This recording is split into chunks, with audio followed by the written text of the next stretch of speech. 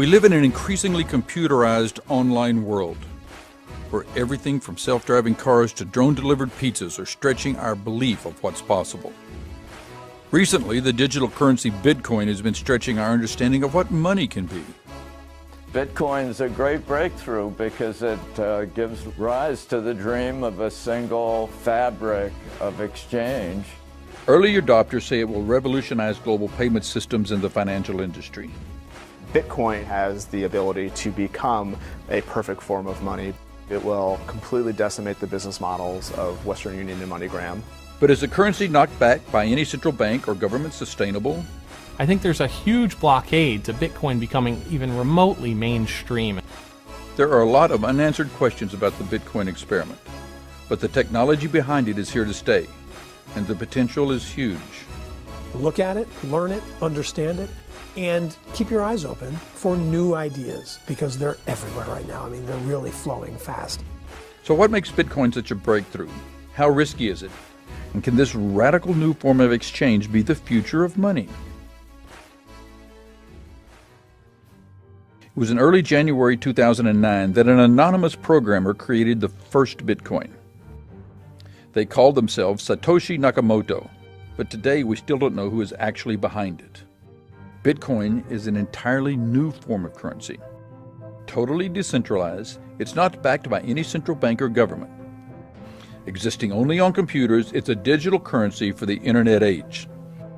At first, Bitcoin was obscure, trading for pennies and accepted only in remote corners of the internet. But by 2013, the currency exploded onto the mainstream. Bitcoins are booming. The value of each Bitcoin hit a new high. The price of Bitcoin continues to skyrocket, now topping $1,200 for the cyber currency. But then things started to go wrong even faster than they had gone right. China today barred banks and other financial institutions from handling Bitcoin. Russia came out and said it's basically illegal to use Bitcoin. Mt. Gox unexpectedly shut down today, owing hundreds of millions of pounds. The price of Bitcoin dropped in half, and many wrote it off as a failed experiment. But Bitcoin hasn't gone away. Despite the hurdles, the currency is slowly gaining widespread acceptance. The price is starting to stabilize, and a lot of investors are interested in Bitcoin and the technology behind it. It was the #1 venture capital industry target last quarter. $97 million in the last period. It's an insanely hot industry right now.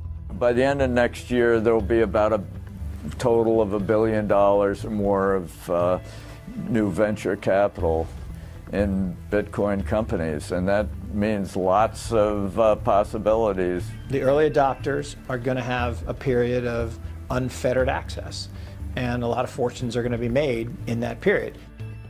What a lot of people fail to appreciate is that Bitcoin in places like Silicon Valley is a religion, and the key decision makers, the managers, the founders of some of the most well-known tech companies own Bitcoin, they love Bitcoin, and they're all trying to figure out what is the best way to incorporate Bitcoin into their business.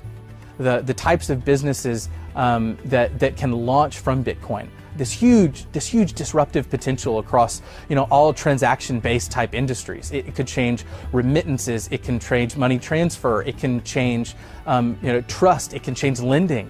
It can change the financial system as we know it. I don't think Bitcoin is going away. I think that technology is going to find its way into the fundamental fabric of the way all trading systems work, but commodities, forex, stocks, bonds, trading of deeds, passing of documents and informations. The concepts behind Bitcoin are fundamentally game-changing. So what is Bitcoin, and what makes it so special?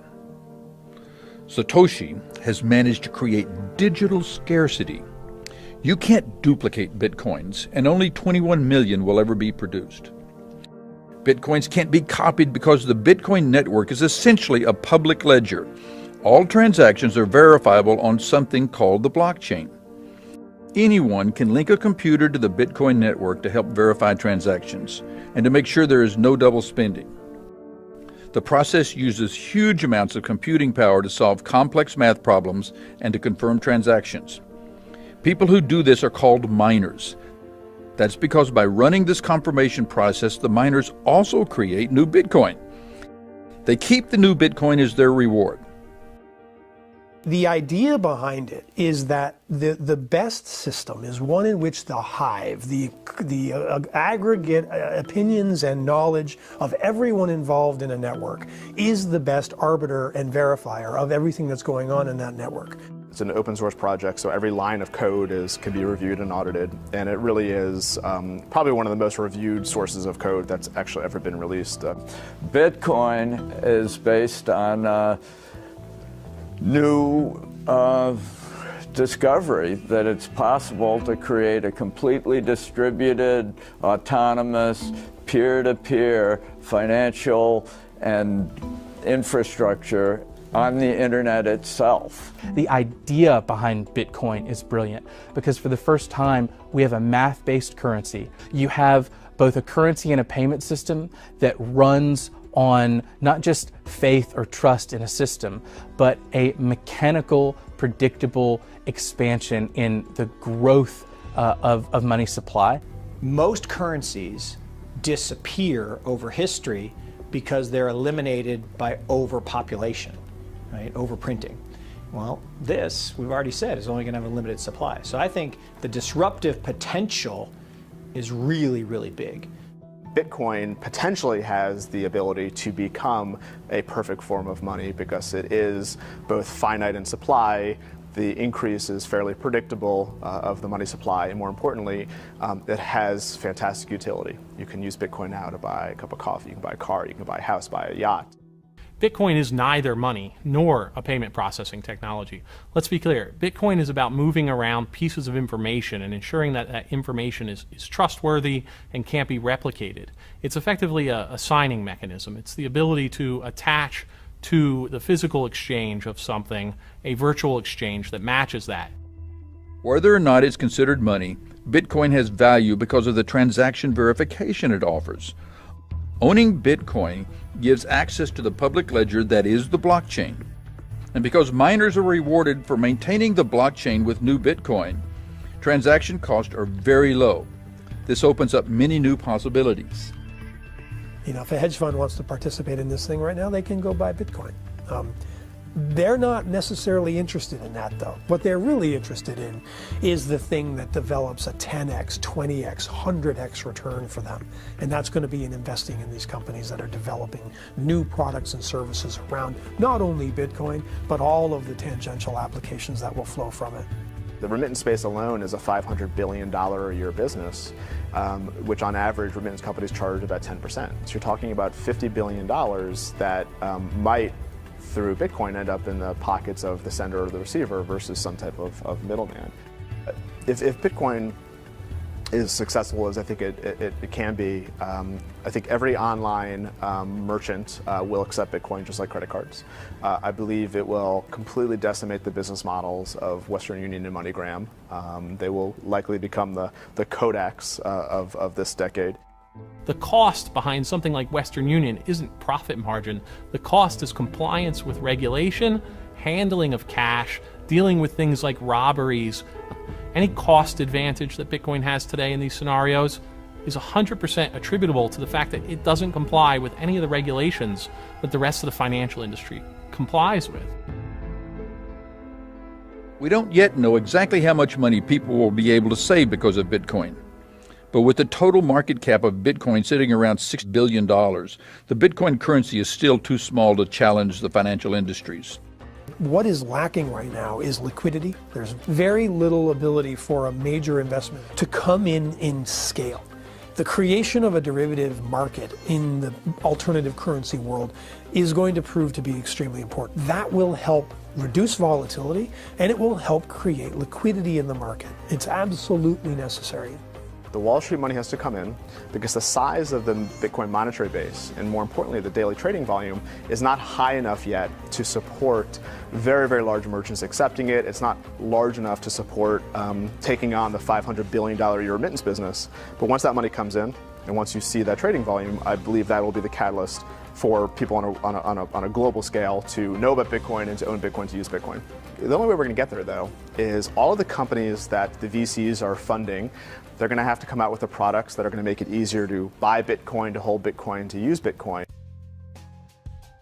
By its very nature, Bitcoin is a very complex system, very transactionally simplistic, but very complicated for the end user to use. And I think for most people, this concept of holding on to virtual currencies, exchanging them for real currencies, it's something that most people aren't going to adopt. One of the problems with Bitcoin is that it takes us backwards in the transaction chain. Suddenly you're dealing with something that's much more cash-like. If Target had been hacked, and instead of using credit cards, what was stolen from them were actually Bitcoins, that they had been storing Bitcoin addresses in their systems, and those systems were compromised, Target wouldn't just have a PR nightmare on their hands, they would be out of business. You know, there were a lot of people, a lot of early adopters that lost a lot of money with the collapse on Gox. But one of the things that we saw again is it wasn't any fundamental hole or problem with Bitcoin itself. It was the fact that, you know, the Bitcoin wallets weren't protected. Mt. Gox didn't take security seriously. Bitcoin security is based on a consensus model where the system listens to the majority of the computing power. That opens up the risk that someone could manipulate the currency if they manage to control more than half the system's capacity. I believe that the math underpinning Bitcoin is sound, but there's a lot of players that build the infrastructure and that sort of run this web that, yeah, sure, if they teamed up, if they built a consortium where they had enough computing power, majority computing power to take this in a different direction or do something different, they could. I think Bitcoin's more fundamental problems don't come from the risk of someone controlling the network. They come from the risk of what we don't know. How much happens behind the scenes on all the different wallet implementations. Donald Rumsfeld has said famously, to paraphrase, it's not the known unknowns that kill you, it's the unknown unknowns.